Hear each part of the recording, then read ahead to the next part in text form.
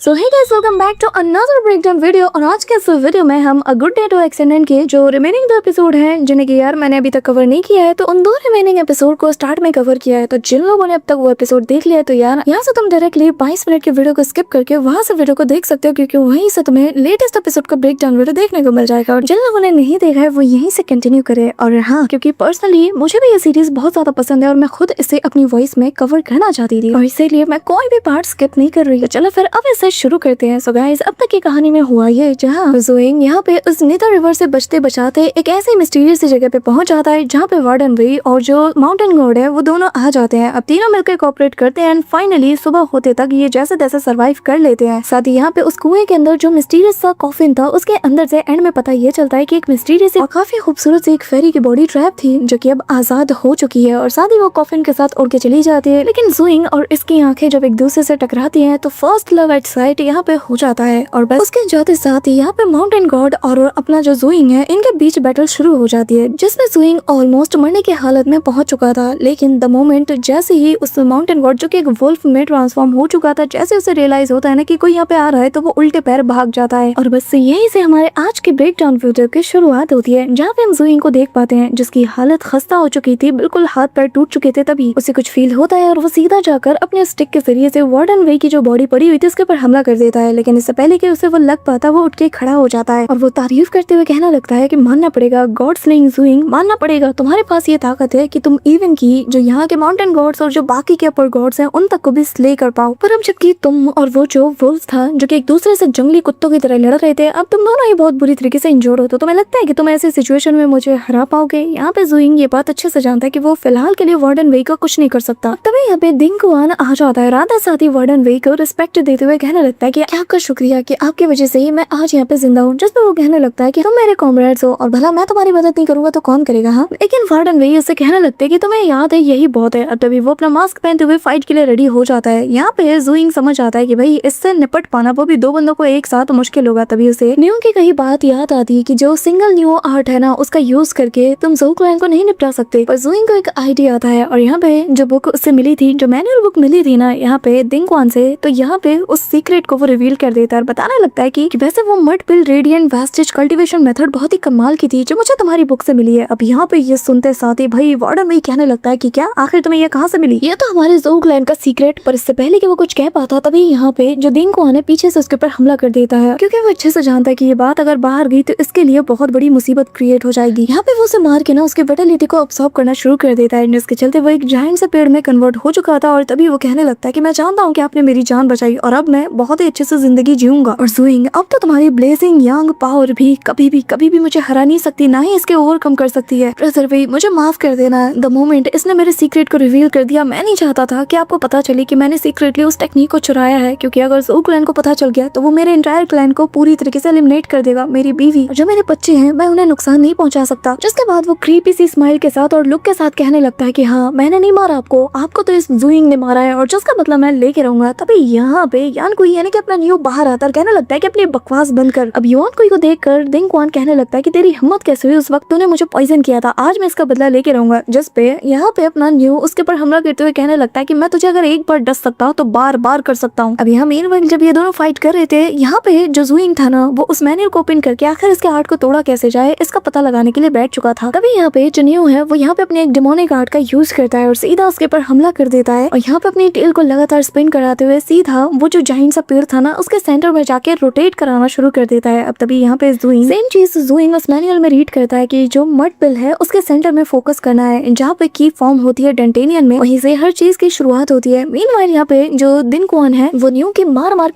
के हालत बिगाड़ देता है, लिटरली यहाँ से वहाँ उसे पटक के मार रहा था। वहीं दूसरी तरफ फाइनली ज़ोइंग को पता चल चुका है कि आखिर इस टेक्निक को ब्रेक कैसे किया जाए, और वो यहाँ पर आगे आते साथ ही कहने लगता है कि तुम्हारी ये जो न्यू आर्ट्स और ये जो हार्डली बॉडी है ना इसको ब्रेक करना इतना भी मुश्किल नहीं है, क्योंकि इसके अंदर बहुत से फ्लॉज हैं। एक बार मैंने सही स्पॉट को ढूंढ लिया ना, फिर इसे ब्रेक करना तो बिल्कुल पीस ऑफ केक बन जाएगा। अब ये सुनते साथ ही यहाँ पे जो दिंगकुआन है वो कहने लगता है कि तुम्हारे पास आधे दिन के लिए मेरी मैनुअल क्या आ गई, तुम्हें क्या लगता है कि तुमने न्यू आर्ट्स को मास्टर कर लिया? जिस पे वो कहने लगता है कि मैंने 40 से ज्यादा जो डिमोनिक कल्टीवेशन मेथड है इनको पढ़ा है, स्टडी किया है, तो तुम्हारा ये जो सो कॉल्ड न्यू आर्ट है ना और इसकी ये जो मड पिल कल्टीवेशन टेक्निक है ये तो उसके आगे कुछ भी नहीं है। ये सुनकर यहाँ पे दिंगकुआन कहने लगता है कि तुम्हारे वो जो सो कॉल्ड डिमोनिक आर्ट है ना, डिमोनिक कल्टीवेशन, वो तो बस की गया गैदरिंग स्टेज तक ही लिमिटेड है, लेकिन नो आर्ट्स इनकी कोई लिमिट नहीं है। ये कहते साथ ही वो वुडन से एक जाइंट सा स्ट्रक्चर क्रिएट करते हुए उसके ऊपर हमला कर देता है, लेकिन ज़ोइंग हवा में जंप करते साथ ही बिल्कुल उसके फोरहेड पर टच करता है और वहाँ एग्जैक्ट एक सेम जगह पर जैसे अपनी सारी एनर्जी को उतारता है ना, तो भाई इमीडिएटली वो चीज पूरी तरीके से डिस्ट्रॉय हो जाती है। जो देखते साथ ही इवन के यहाँ पे दिंगवान के होश उड़ जाते हैं। तभी यहाँ पे दिंगवान कहने लगता है कि ऐसा हो ही नहीं सकता कि तुम मेरे नो आर्ट्स के ब्रेक थ्रू देख पाओ, ऐसा नहीं हो सकता। अब वो लगातार उसके ऊपर हमला करता है, लेकिन यहाँ पे जो ज़ोइंग है ना वो उसके हर एक अटैक को डिस्ट्रॉय कर देता है, जिसके चलते इसका गुस्सा और सातवें आसमान में चढ़ता है। तभी यहाँ पे वो उसके करीब जाकर उसके सारे के सारे वो जो एग्जैक्ट कोर पॉइंट्स थे उन पर हमला करते हुए लास्ट स्ट्राइक उसके फोरहेड पे करता है, जिसके चलते उसकी बॉडी मूव नहीं कर पाती और उसका मास्क क्रैक कर जाता है। वो कहने लगता है कि आखिर मैं मूव क्यों नहीं कर पा रहा। अब तभी उसकी बॉडी सीधा जमीन पे जा गिरती है और तभी ज़ोइंग उसके करीब आकर फोरहेड पे पॉइंट करते हुए कहने लगता है कि देखा, मैंने कहा था कि इसे ब्रेक करना मेरे लिए मुश्किल नहीं है, और बस एक स्ट्राइक और उसका खेल खत्म हो जाता है। यहाँ पे ज़ोइंग अच्छे से जानता है कि ये जो मड पिल सीक्रेट ट्रोव है ना, ये कहीं ना कहीं ब्रेन से कनेक्टेड है और कहीं ना कहीं वहीं पे छिपा होता है। बस मेरे लिए इसे प्रोटेक्ट करना इजी था, लेकिन चाहे जो हो तुम्हें यहाँ पे वार्डन भाई को ऐसे मारना नहीं चाहिए था। अब यहाँ पर वो इससे ये सारी बातें कर रहा था, तभी यहाँ पे न्यू आ जाता है, यानी कि युआन के, और आते साथ ही कहने लगता है कि एक बात बताओ, तुम एक कॉप से बातें क्यों कर रहे हो और उसे एक्सप्लेन क्यों कर रहे हो। जिस पे वो कहने लगता है कि हाँ बात तो सही है। अब तभी वो लोग यहाँ से निकल जाते हैं। अब रास्ते में ज़ोइंग उससे पूछता है कि एक बात बताओ, आखिर ये किनियान केव कितनी दूर है। जिस पे वो कहने लगता है कि बस 100 ली और दूर है, उसके बाद हम पहुंच जाएंगे। और एक बार मैं पहुंच गया ना, मैं वादा करता हूँ मैं इतनी ट्रेनिंग करूंगा कि एक बार डायरेक्टली सीधा डीमन किंग बन के ही बाहर निकलूंगा। लेकिन जैसे ही वो लोग जाते हैं तभी यहाँ पे उसे माउंटेन गॉड वुल्फ नजर आता है। वो कहने लगता है कि बेहतर यही होगा कि यहाँ से नॉर्थ वेस्ट की ओर मत जाना, और हाँ, जाने से पहले अच्छे से शावर ले लेना, क्योंकि जो ब्लड तुम्हारे ऊपर लगा हुआ है ना, उसकी सेंट से माउंटेन गॉड बहुत इजीली तुम्हें ट्रैक कर सकते हैं। अब यहाँ पे रॉकी माउंटेन गॉड को ऐसे खुद के लिए इतना केयर करता हुआ देखकर वो सवाल करता है कि एक बात बताइए, आखिर तुम मेरी इतनी मदद क्यों कर रहे हो, और उससे भी बड़ा सवाल ये कि मुझे जाने क्यों दे रहे हो। जिस पे वो कहने लगता है कि तुम्हारे अंदर इंसानियत अभी भी बची हुई है, लेकिन जो तुम्हारा डिमोनिक नेचर है ना, उसे टेम करना बहुत ज्यादा मुश्किल है। क्योंकि कभी मैं ये कहते साथ ही वो चुप हो जाता है, गहरी सांस लेता और कहने लगता है कि मैं देखना चाहूंगा कि आगे चलकर तुम क्या बनते हो, और तभी वो यहाँ से चला जाता है। लेकिन ज़ोइंग भी उसे कहने लगता है कि अच्छे से सुन लो, मैं एक इंसान हूँ, मैं कोई डीमन नहीं हूँ। लेकिन यहाँ पे वो उसका कोई जवाब नहीं देता। अब तभी थोड़ी देर बाद का हम सीन देखते हैं, जहाँ पूरे रास्ते पर ज़ोइंग बस यही कह रहा था कि मैं एक इंसान हूँ, ठीक है, मैं एक इंसान हूँ जो कि शू जियापिंग में रहता है। मेरे माँ बाप भी हैं जो कि इंसान है, मेरे सिबलिंग्स भी है जो इंसान है, मेरे फादर का नाम शू आन है, मेरी मदर का नाम तियान रुइजुन है। मैं इंसान हूँ और मैं इंसानों वाला खाना खाता हूँ। यहाँ पे न्यू इसकी सारी बातें ना बड़ी आड़ी नजरों से सुन रहा था, देख रहा था और कहने लगता है यार अपनी बकवास बंद करो। अगर तुम वाकई में एक ह्यूमन हो तो एक बात बताओ, तुमने डीमन रेस की ये जो कल्टीवेशन टेक्निक्स है इन्हें मास्टर कैसे किया है। यहाँ पे इसकी बोलती बंद हो जाती है और वो कहने लगता है कि ऐसा नहीं है कि मैं सिर्फ यही कर सकता हूँ, इवन की ये जो मड पिल रेडियन वेस्टेज टेक्निक है ना, जो कि न्यू आर्ट है, मैं इसे तक को भी कर सकता हूँ अगर मैं इसे अच्छे से प्रैक्टिस करूँ तो। ऐसा नहीं है कि मुझे कुछ आता नहीं है, बस मुझे मौका चाहिए। लेकिन मैंने अभी तक ड्रैगन ट्रैकिंग नहीं किया, इसी के चलते जो मड पिल का सीक्रेट ट्रोव है मैं उसे ओपन नहीं कर सकता फिलहाल। जिस पे वो कहने लगता है कि हाँ फिर तो तुम यही साबित होता है ना कि इंसान नहीं हो। लेकिन चलते चलते ये लोग माउंटेन जियान के पास पहुंच जाते हैं, जो कि इनके रास्ते में पड़ने वाली एक लोकेशन है। लेकिन यहाँ पे इन्हें तभी वही बेल नजर आता है जैसे कि इन्होंने उस कुएं के पास देखा था। और यहाँ पे न्यू कहने लगता है कि आखिर ये बेल यहाँ पे आई तो आई कैसे, कहीं ऐसा तो नहीं कि माउंटेन जियान के बीच का जो गैप है उसे असल में इस बेल ने कम्प्लीटली स्मैश कर दिया और हमारे लिए रास्ता बना दिया।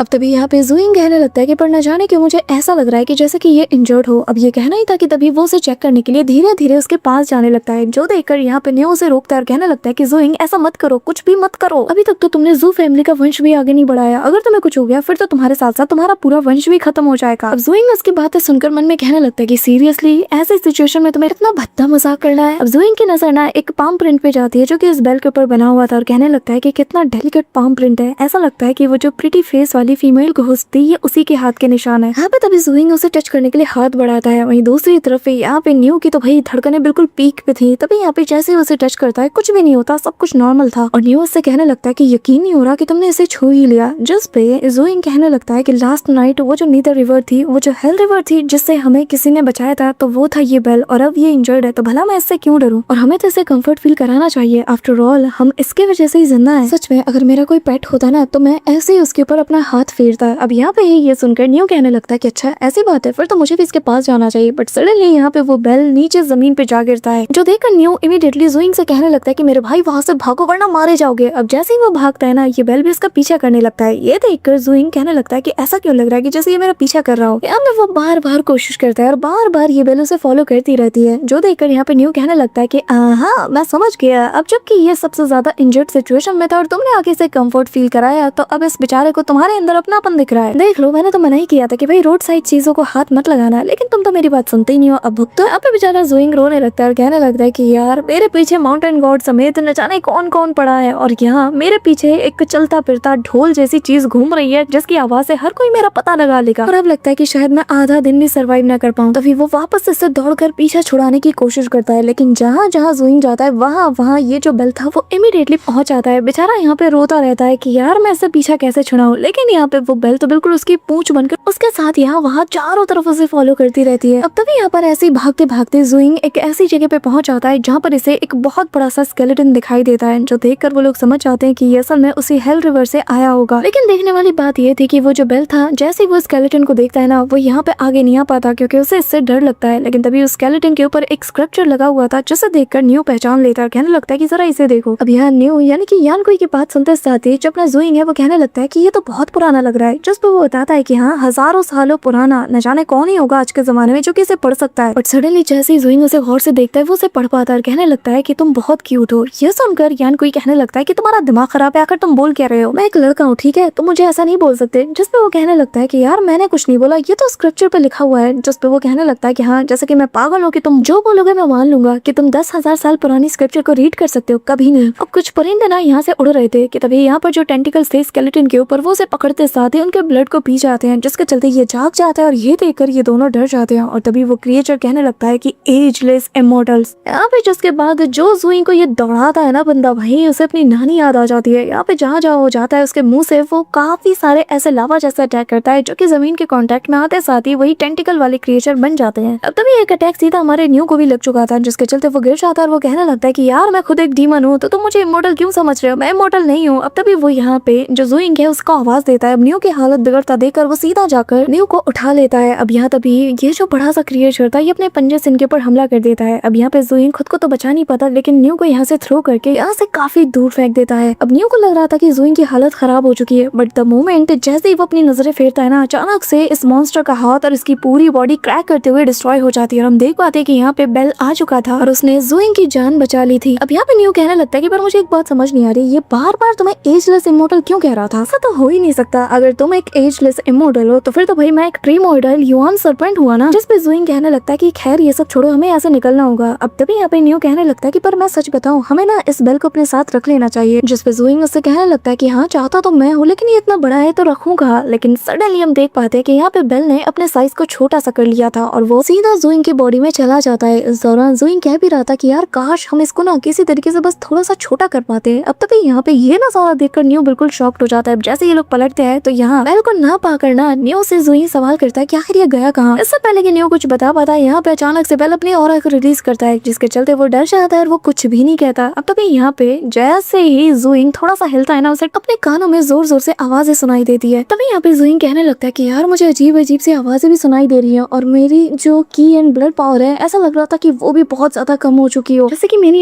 जैसे कि मेरी एनर्जी ड्रेन हो चुकी हो। अब तभी धीरे धीरे जुइंग का चेहरा सिकुड़ने लगता है, जो देखकर न्यू काफी ज्यादा डर चुका था। अब सडनली उसके सी ऑफ कॉन्शियसनेस से एक आवाज आती है और वो कहने लगता है कि यंग मैन, क्या तुमने कभी इसके बारे में सुना है जिसे कि सेल्फ विजन कहा जाता है? असल में तुम्हारी जो की एनर्जी है वो बिल्कुल की गैदरिंग के पीक तक पहुंच चुकी है और अब तुम अटक चुके हो, तुम्हें ब्रेक थ्रू करना चाहिए। लेकिन अब जबकि तुम्हें इनर विजुअलाइजेशन के बारे में कुछ पता ही नहीं है, इसी के चलते तो तुम ब्रेक थ्रू नहीं कर पा रहे हो और ना ही कल्टीवेशन में आगे बढ़ पा रहे हो। इनर विजुअलाइजेशन मतलब अपने अंदर झांकना और जो इथेरल वॉइड है उसे ओपन करना। यहाँ पे ये सारी बातें वो पहले उसे बता रहा था। वो आगे बताने लगता है कि तुम्हें अपने 5 की को रिफाइन और हार्मोनाइज करना होगा अपनी प्रीमॉर्टल की में, जिसके बाद ही तुम उन सील्स को तोड़ पाओगे जो कि बॉडी के मिस्टिक गेट्स पे लगाए गए हैं और तब जाकर तुम कहीं गोल्डन कोर रियलम पे पहुंच पाओगे। यहाँ पे ये जो गोल्डन कोर है ना, ये असल में नो मास्टर के कल्टीवेशन के इक्वल है। अब यहाँ पे नो मास्टर का सुनते साथ ही वो बंदा भड़क जाता है और बेल से कहने लगता है कि मैं यहाँ पर तुम्हें की कल्टीवेटर्स की बात कर रहा हूँ और तुम यहाँ पे नो मास्टर का लगा के बैठे हो, ये है कौन? तभी उससे कहने लगता है कि चलो अब मैं तुम्हें तुम्हारी कॉन्शियसनेस से तुम्हें जोड़ना सिखाता हूँ। जिसके बाद वो उसे गाइड करते हुए ना एक एक करके हर एक चीज बताने लगता है। जुइंग भी यहाँ पे आगे बंद करके बैठ जाता है। साथ ही वो यहाँ पर अपनी कॉन्शियसनेस को डिवाइन सेंस में भी रिफाइन करना सिखाता है कि जिसके जरिए से वो कल्टीवेशन के एक एडवांस लेवल पे पहुंच पाए। और वो बताने लगता है कि वैसे तो इस काम में काफी दिन लगता है, लेकिन मुझे लगता है कि तुम इसे काफी जल्दी कर लोगे, पर फिर भी अगर दिक्कत आए तो मुझे बुला लेना। अब तभी यहाँ पे जैसे ये कहते हुए वो गायब होने लगता है। सडनली यहाँ पे भाई उसने अपने इथेरियल वॉइड को ओपन कर लिया था, जो देखकर इवन की ये जो बेल था वो खुद भी हैरान हो जाता है। अब तभी सीन शिफ्ट होता है, हमें युआन क्लैन का सीन दिखाया जाता है, जो कि one of the 8 great clan में से एक है। तभी यहाँ पे हमें एक लेडी को दिखाया जाता है जिसका नाम युआन वेई यांग है, जो कि असल में युआन क्लैन की डायरेक्ट ब्लड लाइन से बिलोंग करती है। और यहाँ पे उसका अंकल श्याओ, जो कि असल में एक वेटरन सर्वेंट है युआन क्लैन का, वो यहाँ पर उसे देखते साथ ही कहने लगता है कि मिस, हम यहाँ पे एक्सपीरियंस गेन करने के लिए जा रहे हैं, ना कि आपकी शादी के लिए, तो आप ऐसे बन ठन के नहीं जा सकती। जिसमें वो बार बार कपड़े चेंज करती है और फाइनली एक लड़के के गेटअप में आ जाती है, जो कि उसे बिल्कुल भी पसंद नहीं था। लेकिन गाइज यहाँ पे जो युआन क्लैन है ना, इनके पास काफी कम डिसेंडेंट रहे हैं, जिसके चलते जब से वो पैदा हुई है आउटसाइड क्लैन के मेंबर्स को यही बताया गया है कि वो एक लड़का है, ताकि कोई भी इनके क्लैन को डिसेंडेंट लेस ना समझे। अब तभी यहाँ पे ये लोग निकल पड़ते हैं। वहीं दूसरी तरफ ज़ुइंग बार बार कभी दुबला हो रहा था, कभी मोटा हो रहा था। उसके रिएक्शन को देखकर भाई जो अपना न्यू है वो कम्प्लीटली स्पीचलेस हो चुका था कि हो क्या रहा है इसके साथ, क्योंकि वो अपनी 5 एनर्जी को प्रीमोइडल एनर्जी में ट्रांसफॉर्म कर रहा था। इसी के चलते ये सारी चीजें उसकी बॉडी में देखने को मिल रही थी। यहाँ पे उसके टैलेंट को देखकर इवन की वो जो बेल, जिसके अंदर की एक ओल्ड मैन की स्पिरिट थी, वो खुद भी हैरान था और कहने लगता है कि यकीन नहीं होता यार, कितना जीनियस लड़का है। अगर इसे ऐसी ट्रेनिंग मिलती रही ना प्रॉपर वे में, तो ये तो बहुत जल्द एक मास्टर को भी पीछे छोड़ दे। पर तभी उसे ख्याल आता है यार, मुझे खुद को जल्द से जल्द हील करना होगा, तो इसके लिए मैं इसकी ब्लड एंड की का यूज करूंगा, तभी तो जाके मैं आगे चल के इसे ट्रेन कर पाऊंगा। अब धीरे धीरे करके जैसे ही वो सारी एनर्जी को ड्रेन कर लेता है ना, अपना ज़ुइंग वापस से एकदम दुबला पतला मरियल सा बन जाता है। अब तभी बेचारा न्यू कहने लगता है कि नहीं, मैं मेरे भाई के साथ ये कुछ नहीं होने दे सकता, ज़ुइंग मैं आ रहा हूँ तुम्हें बचाने। बट सडनली जैसे ही वो डिस्टर्ब करने जाता है, तभी वो यहाँ उसी बेल की आवाज सुनता है, जिसके चलते भाई उसकी रूह कांप जाती है और वो वहीं पे रुक जाता है। कहने लगता है कि चलो ठीक है यार, थोड़ी बहुत ही तो तुम्हारी हालत बिगड़ रही है, जिंदा रह लोगे, मरोगे थोड़ी। अब तभी 3 दिन बाद जिनशेंग विलेज के अंदर का हमें सीन दिखाया जाता है, जहाँ पे दाई गुआनलैंग का जो फैंटम डायरी है इसी जिनशेंग विलेज का, जो कि एक डायरी का एक रोस्टर ज्यादा लग रहा था, वो यहाँ पे अपने लोगों को डांटने लगता है कि तुम लोगों से निकम्मों से एक काम तक नहीं होता है। इस दौरान यहाँ पे सेलेस्टियल लॉर्ड यांग भी मौजूद था, जो कि यहाँ पर मुर्गा खाते हुए कहने लगता है कि उससे बड़े निकम्मे तो तुम हो। इस विलेज के लिए मैंने आज तक क्या कुछ नहीं किया, लेकिन आज तक कोई ढंग की ऑफरिंग तक नहीं मिली, और ये क्रिमिनल को पकड़ने का जो ऑर्डर दिया वो भी काम तुमसे नहीं हुआ। तभी यहाँ पर सभी लोग उससे डर चुके थे। अब यहाँ पे एक लड़की के ऊपर उसकी नजर जाती है और वो कहने लगता है एक बात बताओ, आखिर तुम्हारी उम्र कितनी है। अब तभी यहाँ पे विलेज का जो लॉर्ड था वो कहने लगता है कि अच्छा ऐसी बात है। तो वो यहाँ पे कहने लगता है कि असल में हमने इसे आपके लिए प्रिपेयर किया है, ताकि एज अ ऑफरिंग के तौर पर हम आपको पेश कर सके। अब यहाँ पे जैसे ये देखता है ना वो जो विलेज डाइटी था, वो कहने लगता है कि अच्छा ऐसी बात है। अब तभी यहाँ पे सेलेस्टियल लॉर्ड था वो कहने लगता है कि क्या हुआ, तुम्हें कोई प्रॉब्लम है। यहाँ पे माउंटेन लॉर्ड दाई कुछ भी नहीं कह पाता और कहने लगता है कि नहीं ऐसी तो कोई बात नहीं है, लेकिन मन में यहाँ पे वो उस बुढ़े को देखकर कहने लगता है कि तुझे तो मैं बाद में बताता हूँ। अब तभी यहाँ पे वो उस लड़की को खाने के लिए कुछ देता और कहने लगता है कि वैसे तो ये काफी ज्यादा स्किनी है, लेकिन अगर ठीक से इसकी खुराक दी जाए ना तो ये अच्छी भली सेहतमंद बन जाएगी, और जिसके बाद इसे खाने में बड़ा मजा आएगा। अब दूर से ज़ुइंग और न्यू ये सारा नजारा देख रहे थे, और जैसे ही माहौल बिगड़ता है ना, न्यू समझ आता है कि अगर मैं जल्द से जल्द इसे यहाँ से लेके नहीं गया तो ये फाइट में इन्वॉल्व होगा। तो वो कहने लगता है कि हमें जल्द से जल्द माउंटेन की तरफ जाना होगा, चलो यहाँ से निकलते हैं। अब ज़ुइंग उसकी बात सुन के चला जाता है, लेकिन कान में उस लड़की के चीखने और चिल्लाने की आवाज आती है, जब वो बंदा उसे तड़पा तड़पा के खाने के लिए उसे प्रिपेयर कर रहा था। और सडनली जैसे ही वो सेलेस्टियल लॉर्ड कहने लगता है कि मैं तुम्हें बहुत ही आराम से खाऊंगा, तभी यहाँ पे ज़ुइंग रुक जाता है और यहाँ पे न्यू से कहने लगता है कि माफ करना ब्रदर यान कोई, मैं तुम्हारे साथ आगे नहीं बढ़ सकता। अब तभी यहाँ पे वो जो सेलेस्टियल लॉर्ड था वो कहने लगता है कि तुम्हारी आंखों को खाने में सबसे ज्यादा मजा आएगा। और जैसे ही वो उसकी आंख पे हमला करने चाहता है ना, यहाँ पे ज़ुइंग को याद आ जाता है कि कैसे उसकी दोस्त के साथ क्या कुछ नहीं हुआ था उसी विलेज में जहाँ पर वो बरसों से रहता था। अब तभी यहाँ पे वो चिल्लाते हुए कहने लगता है कि वहीं रुक जाओ। तभी हम देख पाते कि यहाँ पे न्यू और जो ज़ुइंग है दोनों मैदान में उतर चुके थे, और उन्हें सुनते साथ ही सेलेस्टियल लॉर्ड भी उनकी ओर देखने लगता है और कहने लगता है कि अच्छा जरा देखो तो कौन आया है, गॉड स्लेयर ज़ुइंग। वहीं दूसरी तरफ फीमेल घोस्ट भी जैसे ज़ुइंग का नाम सुनती है ना, तो यहाँ पे वो भी रुक जाती है, जो कि यहाँ पे कुछ तो कर रही थी। अब यहाँ पे तभी वो सेलेस्टियल कहने लगता है कि वैसे पता है तुम्हारी तलाश में ज्यादातर जो डाइटीज है ना वो लोग नॉर्थ वेस्ट की ओर गए हैं, लेकिन मुझे लगा कि शायद तुम अपोजिट करोगे, इसलिए मैं यही रुक गया। और देखो मेरा निशाना बिल्कुल सटीक लगा है ना। तभी यहाँ पे जैसे ही वो रूस्टर आगे आता है ना ज़ुइंग के रोकने के लिए, भाई एक लात मार के इसकी गर्दन उड़ा देता है, जिसके चलते चारों तरफ पैनिक का माहौल हो जाता है। सभी लोग डर के मारे भाग रहे थे और कहने लगते इसने तो हमारे एक डाइटी को मार दिया, अब क्या करें। तभी यहाँ पे जो न्यू था, जो कि अपने मॉन्स्टर फॉर्म में था, वो कहने लगता है कि क्या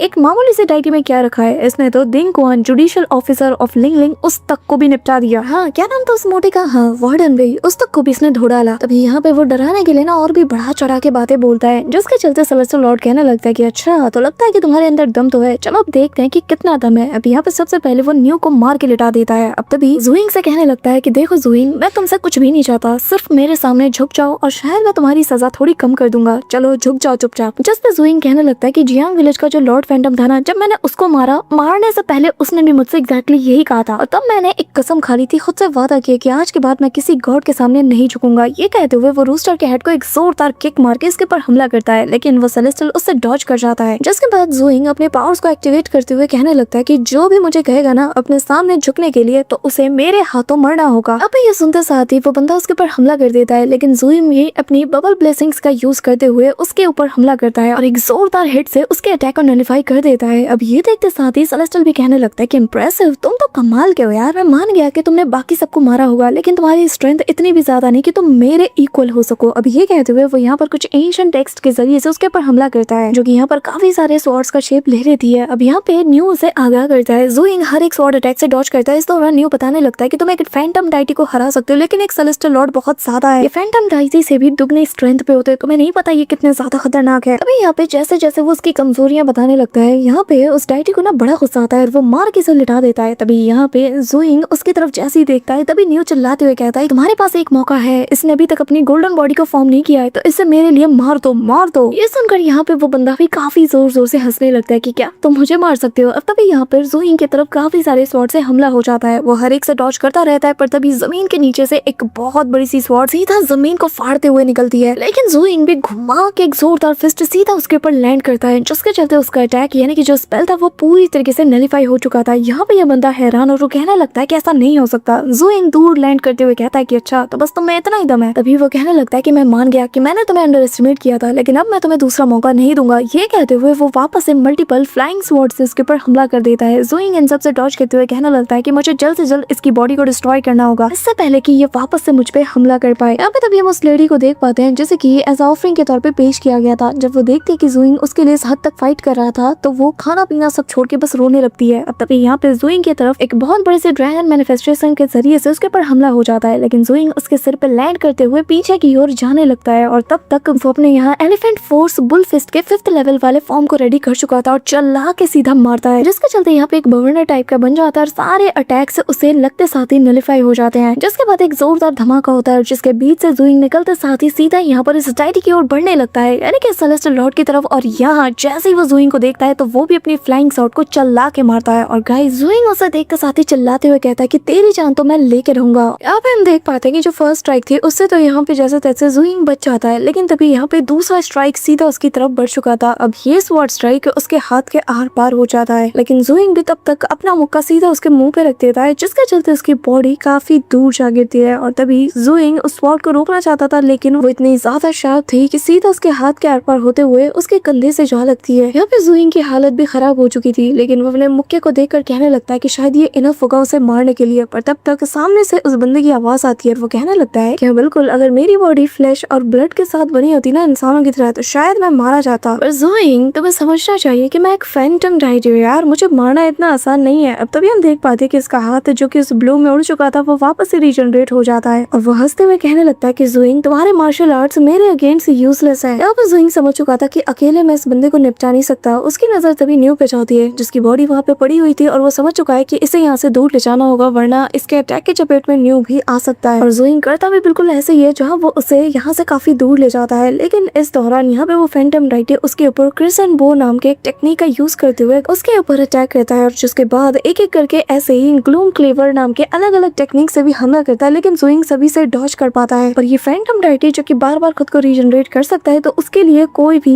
इंजरीज मैटर ही नहीं करती। अब यहाँ पे तभी वो ज़ोइंग को मार के इंजर्ड कर देता है, जिसके चलते न्यू उसे आवाज देता है और कहने लगता है कि मेरे भाई मैं आ रहा हूँ। लेकिन इस वक्त वो खुद भी बहुत ज्यादा इंजर्ड था। वही दूसरी तरफ ज़ोइंग और वो जो डाइटी था ना, यहाँ पे वही उनके बीच एक्सट्रीम बैटल होती है, जो कि काफी एक्सट्रीम लेवल की थी, जहाँ पे अब ज़ोइंग इसके ऊपर ना भारी पड़ना शुरू हो जाता है। जहाँ सबसे पहले वो उसके मुंह पे एक मुक्का रख देता है और फिर सामने वाली पेट से सटा करना उसके पेट पे दे मुक्का इतना मारता है कि मार मार के इसकी हड्डी पसली एक कर देता है, जिसके बाद वो उसे एक जोर की लात मार के यहाँ से उड़ा देता है। जैसे ही वो उसके ऊपर स्ट्राइक करने जाता है, तभी यहाँ पर अपनी जो चेन ब्लेड है उसका यूज करते हुए अब वो फैंटम डाइटी फाइट बैक के लिए आ जाता है। कहने लगता है कि ये मत सोचना कि तुम मुझे इतनी आसानी से ओवर पावर कर सकते हो ना, और अब जबकि तुम रेसिस्ट कर रहे हो ना, तो तुम्हारे चलते यहाँ पर हर एक बंदा मारा जाएगा। ये कहते साथ ही वो ज़ोइंग के ऊपर काफी सारे हमले करता है, लेकिन ज़ोइंग ना उसकी इस चेन ब्लेड को अपने पैर से जकड़कर इसे अपने पास खींचता रख देता है सीधा एक मुक्का इसके चेहरे पे। अब इससे पहले कि वो काफी दूर जा गिरता, वो उसका हाथ ही पकड़ लेता है और उसे पटक पटक के मार मार के ना एक जोर की लात रख देता है उसके पेट पर, जिसके बाद वापस इसे उड़ा देता है। और अब जू किंग जैसे ही वापस इसके ऊपर हमला करने जाता है ना, ये डाइटी इतना ज्यादा डर चुका था कि यहाँ पर अब ये ह्यूमंस का ऐसा शील्ड के तौर पे यूज करता है और सीधा उसकी तरफ थ्रो कर देता है। जैसे ही एक इंसान को देखता है ना ज़ोइंग, उसे देखते साथ ही वो उसे कैच कर लेता है, पर तभी उसकी आंखों को देखकर वो समझ आता है कि ये इंसान अब जिंदा नहीं है। और तभी यहाँ पर एक जोरदार एक्सप्लोजन होता है, जिसके चलते ज़ोइंग बहुत बुरी तरीके से इंजर्ड हो चुका था, खून की वो उल्टियां कर रहा था। और तभी यहाँ पे हम उस लड़की को देख पाते हैं जिसके हाथों में कुछ फ्रूट्स है और वो बस ज़ोइंग को देखे जा रही थी। अब तभी यहाँ पे ज़ोइंग चिल्लाते हुए इस बंदे से कहने लगता है कि आखिर तुम खुद को गॉड कैसे कह सकते हो, कैसे समझ सकते हो जब तुम इंसानों को कुछ समझते ही नहीं हो, तुम्हारी नजर में तो वो लोग यूजलेस और वर्थलेस है ना। अब तभी यहाँ पे वो खुशी के साथ चिल्लाता है और कहने लगता है कि हाँ बिल्कुल, और अब जबकि तुम्हें लोगों को बचाने का इतना शौक है तो चलो देखते हैं मैं इन्हें तेजी के साथ मार पाता हूँ या फिर तुम इन्हें बचा पाते हो। अब तभी यहाँ पे ये कहते साथ ही वो सीधा सबसे पहले सामने वो जो लेडी थी ना, यानी कि वो जो लड़की थी, उसके ऊपर हमला कर देता है। ज़ोइंग सीधा जाता है और कहने लगता है कि नहीं, और सीधा वो अटैक वो अपने पीठ पे ले लेता है, जिसके चलते उस लड़की की जान बच जाती है। लेकिन तभी उसे एक छोटा सा फ्लैशबैक याद आता है जहाँ पर लोग उसके बारे में बातचीत कर रहे थे कि हमने सुना है कि आगे चलकर इसे फैंटम डाइटी को एज एन ऑफरिंग के तौर पे पेश किया जाएगा, क्योंकि ये एक नंबर की मनहूस है, इसको तो जिंदा भी नहीं रहना चाहिए। यहाँ पर वही सारे ताने सुनकर ना वो रोज डिप्रेशन में चली जाती थी, पर आज जाके उसे रियलाइज हो रहा है कि लोग जो कि उसे मनहूस समझा करते थे, उसके लिए कोई है जो कि अपनी जान तक दांव पे लगा सकता है। यहाँ पे तभी ज़ोइंग के ऊपर काफी सारे स्लैश अटैक हो चुके थे, लेकिन ज़ोइंग फिर भी हिलता नहीं। तभी यहाँ पे वो जो फैंटम डाइटी था वो जोर जोर से हंसते हुए कहने लगता है कि वैसे एक बात को, मुझे ना इस काम में बड़ा मजा आ रहा है, क्योंकि ह्यूमंस के इमोशंस हमेशा उसकी कमजोरी बनते रहे और मैं देख भी पा रहा हूँ। अब ये कहते साथ ही वो एक स्वॉर्ड ट्राइडेंट का यूज करते हुए सीधा उसके ऊपर हमला कर देता है, जो कि मल्टीपल स्वॉर्ड्स में ट्रांसफॉर्म होते साथ ही ज़ोइंग के ऊपर टूट पड़ती है। यहाँ पे न्यू उसका नाम लेते हुए चिल्लाता है कि मेरे भाई हट जाओ वहाँ से, लेकिन ज़ोइंग वहाँ से टस से मस नहीं होता, और जिसके चलते वो सारे अटैक सीधा उसे लगते जा रहे थे। और यहाँ पे वो लड़की जब ये देखती है ना कि कैसे वो उसकी तरफ बिल्कुल जैसे ढाल बन के खड़ा है, एक भी अटैक उस तक पहुंचने नहीं देता, उससे पहले खुद पे ले लेता है। यहाँ पे वो बहुत ज्यादा शॉक्ड हो चुकी थी कि आखिर वो ऐसा क्यों कर रहा है। अब तभी यहाँ पे वो फैंटम डाइटी ज़ोइंग की बॉडी को उठा के दूसरी ओर पटक देता है। यहाँ पे ज़ोइंग उठने की कोशिश कर रहा था, लेकिन इतना ज्यादा इंजर्ड होने के चलते वो उठ नहीं पाता। अब सडनली उसके सी ऑफ कॉन्शियसनेस के अंदर वो जो गोल्डन बेल था ना, वो कहने लगता है कि आखिर तुम्हें क्या हुआ यार, किसने इतनी बुरी हालत कर दी। अब तभी ज़ोइंग उससे हेल्प मांगता है, कहने लगता है कि प्लीज सीनियर मेरी मदद कीजिए। जिस पे वो कहने लगता है कि मैं डायरेक्टली इंटरफेरेंस नहीं कर सकता, लेकिन अगर तुम अपनी उस डेविल की को सीधा प्रीमॉर्टल की में ट्रांसफॉर्म करो, रिफाइन करते हुए एक डेविलिश से बॉडी को फॉर्म करते हो ना, तो शायद इससे बात बन सकती है। तुम शायद ये जो हमारे सामने सो कॉल्ड डाइटी है ना, इसको बस एक सिंगल स्ट्राइक से ही मिटा सकते हो, पूरी तरीके से खत्म कर सकते हो। अब ज़ोइंग समझ नहीं पा रहा था कि ये किसकी बात कर रहा है। तभी वो कहने लगता है कि चिंता मत करो, मैं तुम्हें सिखा सकता हूँ, लेकिन इस वक्त जो तुम्हारी करंट की कंडीशन है ना, उसके हिसाब से तुम ज्यादा देर के लिए बार बार इसे यूज नहीं कर सकते। यहाँ पे नियो अपना अलग ही जद्दोजहद में लगा हुआ था, क्योंकि बेचारे को ना चारों तरफ से स्वॉर्ड से हमला करके पूरी तरीके से ट्रैप कर दिया गया था। अब वो यहाँ से निकल नहीं पाता। तभी यहाँ पे ज़ोइंग की तरफ वो डाइटी फुल किलिंग इंटेंट के साथ देखता है, जो देखते साथ ही अचानक से उस लड़की के अंदर हिम्मत आती है और वो सीधा जाकर उसके आगे शील्ड बन के खड़ी हो जाती है, जो देखकर नियो खुद भी हैरान हो चुका था कि आखिर इसके अंदर इतनी हिम्मत कहाँ से आई। और तभी यहाँ पे वो फैंटम डाइटी उसका मजाक उड़ाते हुए कहने लगता है कि तुम्हें नहीं लगता कि तुम खुद को कुछ ज्यादा ही ओवर एस्टिमेट कर रही हो। ये कहता साथ ही ना वो उसके ऊपर एक हमला कर देता है, लेकिन सडनली इससे पहले कि वो अटैक उससे टकरा पाता है, एक इम्पैक्ट रिलीज होता है जो कि उस अटैक को डिस्ट्रॉय कर देता है। तभी यहाँ ज़ोइंग की बॉडी से ना काफी अमाउंट में डेमोनिक ऑरा जैसे बाहर आने लगती है, और तभी यहाँ न्यू भी ये देख के हैरान था, उसकी बॉडी फ्लोट हो रही थी हवा में। और तभी ज़ोइंग कहने लगता है कि तुम गलत हो,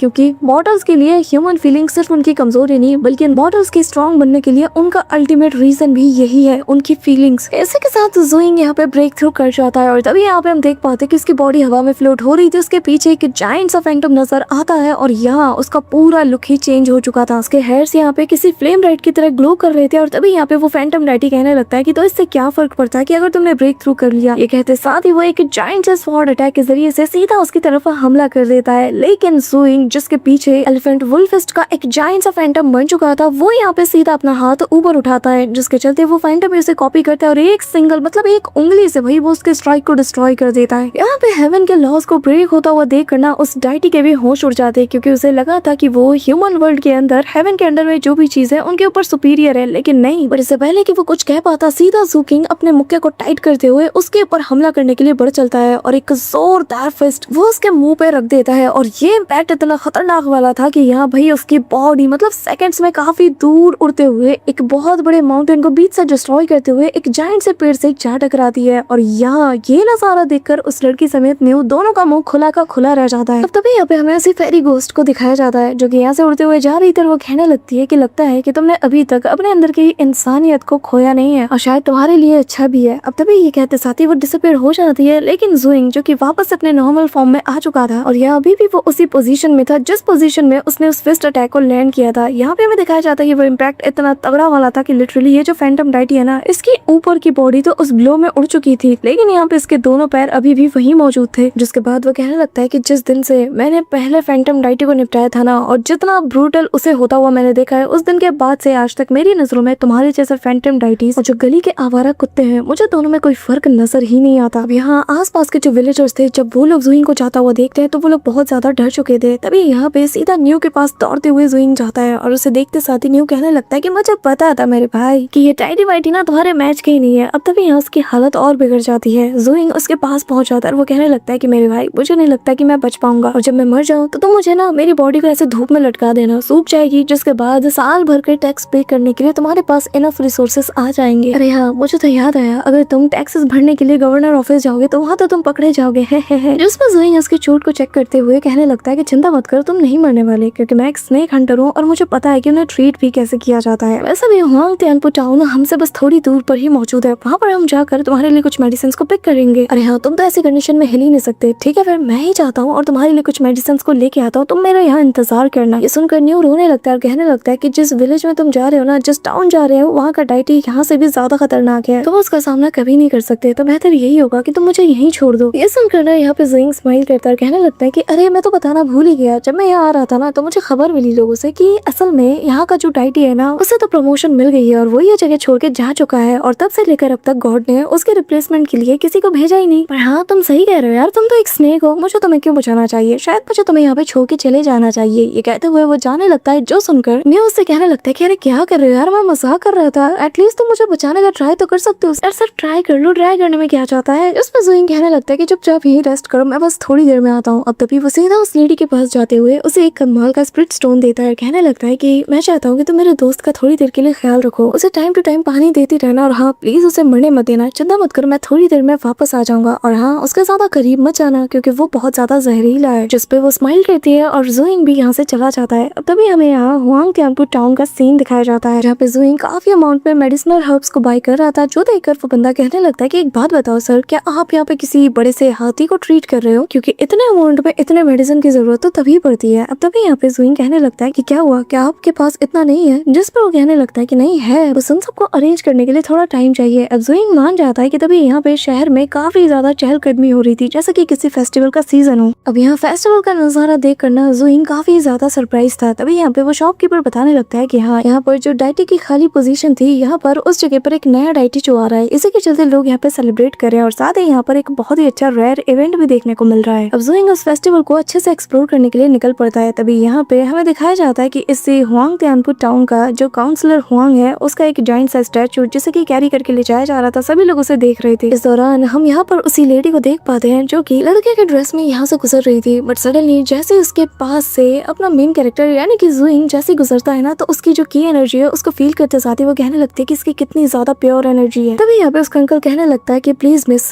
किसी भी चीज में इन्वॉल्व मत हुई, क्योंकि यहाँ पे आपकी रेपुटेशन बहुत ज्यादा है। वैसे भी हमें जल्द से जल्द निंगनिंग सिटी की ओर जाना है, तो फिलहाल यहाँ पे हम टाइम वेस्ट नहीं कर सकते। ऐसे ये दोनों तो चले जाते हैं, लेकिन तभी हमें हुआंग तियानपो विलेज का जो टेम्पल है उसका सीन दिखाया जाता है, जहाँ पे जैसे तैसे करके उस फैंटम डाइटी के स्टैचू को ले जाया जाता है। तो यहाँ जो उसका जो सेक्रेटरी है जो कि इस टेम्पल की देखभाल करता है, वो यहाँ पे आ जाता है, आते साथ ही सबके सामने हेवन के मैंडेट को सुनाना शुरू कर देता है कि हेवन के तौर पे इस डाइटी को नियुक्त किया गया है और जो काउंसिल हुआंग है उन्हीं को यहाँ पे प्रमोट किया गया है। यहाँ तक कि लिंगलिंग सिटी के जो सिटी गॉड है शू लिंगफू, वो तक उनकी सराहना करते हैं, जिन्होंने की बहुत ही अच्छे काम किए हैं, राइचस पाथ को हमेशा लीड किया है और इसी के चलते हुआंग सांडुओ को अब से इस हुआंग तियानपो सिटी के डाइटी के रूप में नियुक्त किया जाता है और आज से उन्हें बियॉन्ड डेथ से भी ज्यादा की ब्लेसिंग्स मिलेंगी, साथ ही यहाँ पे लोगों के ऑफरिंग्स भी उन्हें दिए जाएंगे। ये कहते साथ ही वो म्यूजिक को प्ले करने का ऑर्डर देता है और यहाँ पर सभी लोग बहुत ज्यादा खुश थे। साथ ही यहाँ पे ड्रैगन गॉड और रेन गॉड इनसे भी रिक्वेस्ट की जाती है कि वो यहाँ पर बादलों को क्लियर करते हुए बारिश बरसाएं। अब यहाँ पे हम ड्रैगन गॉड के जाइंट फिगर को देख पाते हैं, जहाँ पे गोल्डन कलर का ड्रैगन बादलों को क्लियर करना शुरू कर देता है। वहीं दूसरी तरफ रेन गॉड भी अपने अम्ब्रेला का यूज करते हुए यहाँ पे बारिश बरसाती है। अब यहाँ पे जो काउंसलर हुआंग है ना, उनके स्टोन टैबलेट को यहाँ मंगाया जाता है, जो सुनकर जुइंग समझ आता है कि बंदा मर चुका है और कहने लगता है कि एक बात बताओ, क्या ये मरने के बाद काउंसलर से डायरेक्ट यहाँ का सिटी गॉड बन चुका है? लगता है कि यार बहुत ही सही इंसान हुआ होगा, इसने अपनी जिंदगी में बहुत ही अच्छे काम काम किए होंगे, है ना। तभी यहाँ पे एक बंदा गुस्से से उसके सामने थूक देता है और तभी एक ओल्ड मैन कहने लगता है कि हाँ बिल्कुल, उसने तो इतने ज्यादा अच्छे काम किए हैं कि मैं तुम्हें गिना भी नहीं सकता। अब तभी यहाँ पे सभी लोग जैसे उसे देखते हैं ना, अपना चेहरा मोड़ देते हैं और वो बताने लगता है कि उसने तो यहाँ टाउन के लोगों के लिए क्या कुछ नहीं किया। उसने यहाँ पे लड़कियां जिन्हें की काम नहीं मिल रहा था उनके लिए काफी अच्छे एंटरटेनमेंट एरियाज को ओपन किए, जहाँ पे जाके वो काम कर सकती है और पैसे कमा सकती है। उसने तो यहाँ आसपास की सारी जमीनें खरीद ली थी ताकि यहाँ लोग अपनी जमीन बेचकर पैसे भी बना पाए और फिर उन्हीं जमीनों पे दिन रात कुत्तों की तरह मेहनत करके पैसा भी कमा पाए। अब तभी धीरे धीरे हम देख पाते हैं कि वो जो जायंट सा स्टैचू था ना, उसमें क्रैक पड़ने लगते हैं और ज़ोइंग जब ये सारे कारनामे सुनता है ना, तो कहने लगता है कि क्या क्या ये अच्छे काम है, ये तो पूरी जिंदगी भर की इविलनेस दिखा दी उसने एक दो काम में। मुझे समझ नहीं आ रहा कि ये सब करने के बाद भी उसे एक डाइटी का दर्जा कैसे दिया जा सकता है। जिस पर वो ओल्ड मैन अपने दाढ़ी खुजाते हुए कहने लगता है कि तुम्हें क्या पता लड़के, तुम शायद नए हो। इस काम के लिए उसने दिन रात बहुत मेहनत की है, सिटी लॉर्ड को भर भर के पैसा दिया है, इतना ज्यादा पैसा दिया है कि उसने कहीं ना कहीं एक डाइटी की पोजीशन को खरीद लिया है। तुमने लिंगलिंग सिटी के शू लिंगपो का नाम तो सुना ही होगा। उसने इसके पैसों का यूज किया ताकि इसके मरने के बाद वो इसके लिए एक डिवाइन पोस्ट को खरीद पाए और जिसके चलते आज ये यहाँ पे डाइटी बन गया है। यहाँ पे भाई ज़ोइंग समझ चाहता है कि पूरा का पूरा जो फैंटम कोर्ट है ना, वो करप्ट हो चुका है। भाई बहुत ज्यादा यहाँ पे करप्शन है, जिसपे ओल्ड मैन कहने लगता है कि हाँ बिल्कुल तुम सही सोच रहे हो। अगर ये करप्ट ना होता तो क्या ऐसे लोग कभी एक डाइटी की पोजीशन में पहुंच पाते या फिर आम लोगों की जिंदगी इतनी बदतर होती? बिल्कुल नहीं। लोग यहाँ पर जीते जी भी आए दिन बुली होते हैं और मरने के बाद भी। अब काउंसलर हुआंग का जो स्टैचू था ना, वो पूरी तरीके से टूट जाता है और उसके अंदर से वो बाहर आता है। अब ओल्ड मैन कहने लगता है कि अगर यहाँ के डाइटीज को तुम ब्लेम कर रहे हो तो क्या यहाँ के अथॉरिटीज अच्छी है? क्योंकि जो अथॉरिटीज और जो काउंसलर हुआंग है ना, दोनों में कोई फर्क नहीं, सारे के सारे ऊपर से लेकर नीचे तक करप्ट है। तभी यहाँ पे जो सिटी गार्ड है ना, जो कि फैंटम डाइटीज को देखते हैं, वो फाइनली यहाँ पे आ जाता है, जिसे देखकर जो ज़ोइंग है वो पहचान लेता है। सभी लोग उसे रास्ता देने लगते हैं और वो यहाँ पर इस ओल्ड मैन की सारी बातें सुन रहा था। अब सिटी गार्ड शो आते सारे उस ओल्ड मैन से कहने लगता है कि जब तुम ऑफिशियल्स भी ऐसा कुछ कर सकते हो तो आखिर हम फैंटम डाइटीज के साथ क्यों नहीं कर सकते हैं? यहाँ पे सिटी गार्ड शो को देखते साथ ही ज़ोइंग ना थोड़ा पीछे हट जाता है क्योंकि उसे अपना चेहरा छुपाना था, क्योंकि उसे जाहिर है इसके बारे में तो पता ही होगा। तभी यहाँ पे जो ओल्ड मैन है, जो कि एक ऑफिशियल है, वो हंसने लगता है और कहने लगता है कि हाँ एक बात तो माननी पड़ेगी, मैंने भी काउंसलर हुआंग से बहुत से पैसे लिए हैं। जिस पे सिटी गार्ड शो कहने लगता है कि वैसे मानना पड़ेगा, मुझे लगा नहीं था कि तुम मेरे सामने ये एक्सेप्ट करोगे। ये सुनकर वो ओल्ड मैन कहने लगता है कि वैसे मेरा बेटा ना असल में लिंगलिंग का कंट्री मजिस्ट्रेट है, तो जब वो इस बात को एडमिट कर सकता है तो भला मैं क्यों नहीं? वैसे भी क्या एम्परर मेरे ज़ोउ क्लैन को कंट्रोल कर सकता है? अब यहाँ पे ये सुनकर भाई जो सिटी गार्ड शो था ना, उसे गुस्सा आता है। यहाँ मौजूद सभी को पता चल जाता है कि इनका जो मजिस्ट्रेट ज़ोउ यांग है, ये बंदा उसका फादर है। अब यहाँ पे सभी लोग काफी ज्यादा चौकन्ने हो चुके थे। यहाँ पे सूकिंग तेजी से भागने लगता है क्योंकि वो जानता है कि दो ऐसी ताकतें जो कि उसके पीछे हाथ धो के पड़ी हुई है। यहाँ पर वो सीधा उनसे जा मिला है। यहाँ पे वो जितनी स्पीड से भाग सकता था भाग रहा है, लेकिन यहाँ पे जो सिटी गार्ड शो है वो तो अपने फिंगर ऑलरेडी उसकी तरफ उठाते हुए यहाँ पे जो ओल्ड मैन से जवाब देता है, कहने लगता है कि चाहे जो हो जाए, हेवन लॉ के अगेंस्ट जो भी जाएगा उसे तो इसकी सजा मिल के रहेगी। और सडनली ज़ोइंग के ऊपर एक एक्सट्रीमली प्रेशर पड़ता है कि जिसके चलते वो सीधा मुंह के बल वहीं पे जा गिरता है। सडनली यहाँ पे भाई वो जो ऑफिशियल था, वो ओल्ड मैन, वो भी उसकी तरफ अपने पावर्स का यूज करता है और कहने लगता है कि ये जो सस्पेक्ट ज़ोइंग है, इसने काउंसलर जियांग को भी मारा है और हमारे लॉ को भी इसने तोड़ा है, इसलिए मैं इसे अपने साथ ले जाऊंगा। अब यहाँ पे काउंसलर हुआंग, जो कि भाई एक पिद्दू सा डाइटी निकला, वो यहाँ पे ना डर के मारे कांप उठता है और यहाँ अपने टेंपल में जाके छिप जाता है। तभी यहाँ पे ज़ोइंग समझ जाता है कि इनकी ताकत बहुत ज्यादा है, क्योंकि इनकी हल्की सी ऑरा है उसे पूरी तरीके से पैरालाइज कर रही थी। अब तभी यहाँ पे इसके दिमाग में एक बात आती है, वो कहने लगता है कि पर एक मिनट, और तभी वो कहने लगता है कि एक बात बताइए मास्टर ज़ो, आखिर आप मुझे यहाँ पे अरेस्ट करने क्यों आए हैं? क्योंकि मुझे नहीं लगता कि एक मामूली से काउंसलर जियांग के चलते आप खुद, यानी कि मजिस्ट्रेट का फादर, यहाँ पे मुझे खुद चल के अरेस्ट करने के लिए आए होंगे। हाँ, जिसमें यहाँ वो ओल्ड मैन अपने पावर्स को उसके ऊपर से हटा लेता है और कहने लगता है कि वैसे मानना पड़ेगा लड़के, तुम्हारा दिमाग तो बड़ा तेज है। हाँ, तुमने सही सोचा, मुझे इससे कोई फर्क नहीं पड़ता कि तुमने कितने डाइटीज, कितने काउंसलर्स को मारा है। मैं तो बस इतना जानता हूँ कि ज़ोउ क्लैन बस तुम्हें चाहता है, क्योंकि तुम डीमन आर्ट्स को रीड कर सकते हो, उन्हें यूज कर सकते हो, तो बस यही रीजन इनफ है। वैसे भी तुम जानते हो कि अगर तुम यहाँ मेरे साथ नहीं चलते ना, तो फिर ये तो तुम्हें जान से मार ही देंगे। तब बताओ तुम क्या करना चाहते हो? यहाँ पे तभी सिटी गार्ड यहाँ पे हैंड साइन बनाते हुए कहने लगता है कि अब मैं समझा कि तुम्हारा ज़ोउ क्लैन हमेशा से ही एंशिएंट सीक्रेट आर्ट्स को रिवील करने में लगा हुआ है। वैसे भी इसके बारे में हमें खबर थी, तुम्हें क्या लगता है कि फैंटम कोर्ट कुछ नहीं करेगा? तो यहाँ पे एक जाइंट सा बॉक्स समन हो जाता है, जो देखते साथ ही यहाँ पे जो मजिस्ट्रेट का फादर है वो कहने लगता है कि अच्छा, और तुम्हें क्या लगता है कि हमें नहीं पता कि जो फैंटम डाइटीज हैं और जो उनका फैंटम कोर्ट है, उनके भी कितने काले कारनामे हैं? तुम लोगों ने भी एंशिएंट सीक्रेट्स को इतने सालों में अब तक न जाने कितनी बार ढूंढने की कोशिश की, कुछ तो तुम्हारे पास है भी, और शायद पैसों के खातिर तुम तो उसका सौदा भी कर दो, लेकिन मेरा ज़ोउ क्लैन डिफरेंट है। अब तभी यहाँ पर उस गेट से ना एक जायंट सा बीस्ट बाहर आता है। तभी यहाँ पे वो ओल्ड वैनियन के मजिस्ट्रेट का फादर, वो अपनी ज़ोइंग, जो कि नुओ आर्ट्स की first grow to heaven layer है, उसका यूज कर देता है और कहने लगता है कि पर मेरा ज़ोउ क्लैन डिफरेंट है, वो कभी भी पैसों के लिए इनका सौदा नहीं कर सकता। ये कहते साथ ही वो भी यहाँ पे काउंटर अटैक कर देता है। दोनों की ताकत में एक दूसरे से टकराती है, जिसके बाद मजिस्ट्रेट का फादर कहने लगता है कि अगर ज़ुइंग आज हमें नहीं मिलता तो हम भी इसे जीने नहीं देंगे। जस्ट भाई फैंटम कोड का जो ये बंदा था यानी कि सिटी गॉड, वो भी कहता है कि वैसे मानना पड़ेगा फैंटम कोड भी यही सोचता है। और ये कहते साथ ही ये लोग ज़ुइंग को मिटाने के लिए अपने साथ में पावर को उसकी तरफ अनलीश करते हैं और कहने लगते हैं कि अगर आज ये हमें नहीं मिलेगा इसे हम ह्यूमन रियलम पे जिंदा नहीं छोड़ेंगे। अब ज़ुइंग भी ये देख रहा था और धीरे धीरे करके वो अटैक उसकी तरफ बढ़ने लगा था। और बस इसी सीन के साथ हमारा आज का ये ब्रेकडाउन वीडियो यहीं पे एंड होता है। और गाइस वीडियो तुम्हें कैसी लगी कमेंट में जरूर बताना। और हाँ, अगर तुम वीडियो को यहाँ तक देख रहे हो मेक श्योर कि तुम वीडियो को लाइक करके चैनल को सब्सक्राइब जरूर कर रहे हो। तो मिलते हैं तुमसे नेक्स्ट ब्रेकडाउन वीडियो के साथ, तब तक के लिए